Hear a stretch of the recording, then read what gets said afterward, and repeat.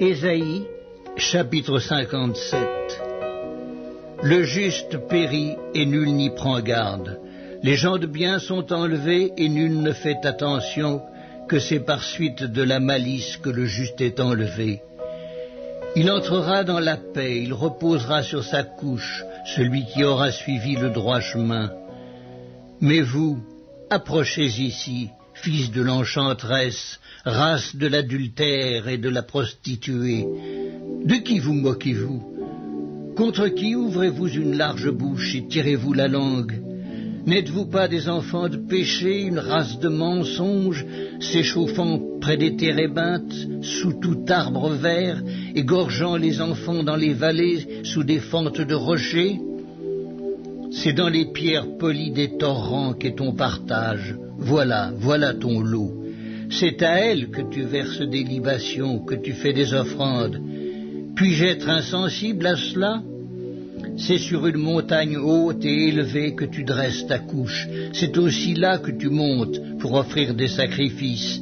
Tu mets ton souvenir derrière la porte et les poteaux, car, loin de moi, tu lèves la couverture et tu montes.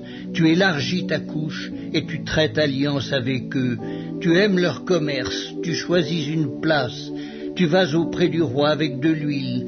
Tu multiplies tes aromates, tu envoies au loin tes messagers, tu t'abaisses jusqu'au séjour des morts. À force de marcher, tu te fatigues, et tu ne dis pas « j'y renonce ». Tu trouves encore de la vigueur dans ta main, aussi n'es-tu pas dans l'abattement. Et qui redoutais-tu?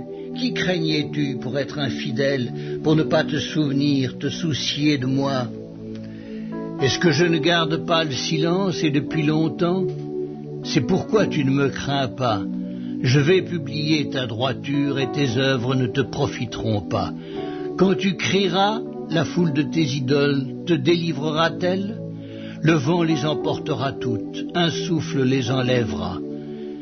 Mais celui qui se confie en moi héritera le pays et possédera ma montagne sainte.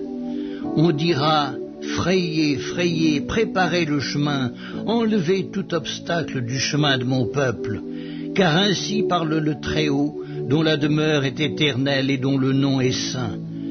J'habite dans les lieux élevés et dans la sainteté, mais je suis avec l'homme contrit et humilié, afin de ranimer les esprits humiliés, afin de ranimer les cœurs contrits.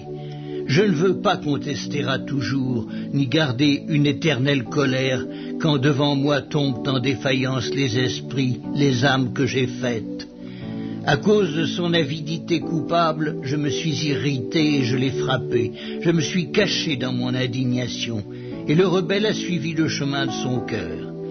J'ai vu ses voies, et je le guérirai. Je lui servirai de guide, et je le consolerai, lui et ceux qui pleurent avec lui. Je mettrai la louange sur les lèvres.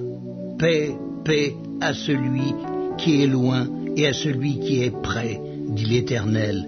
Je les guérirai. Mais les méchants sont comme la mer agitée qui ne peut se calmer et dont les eaux soulèvent la vase et le limon. Il n'y a point de paix pour les méchants, dit mon Dieu.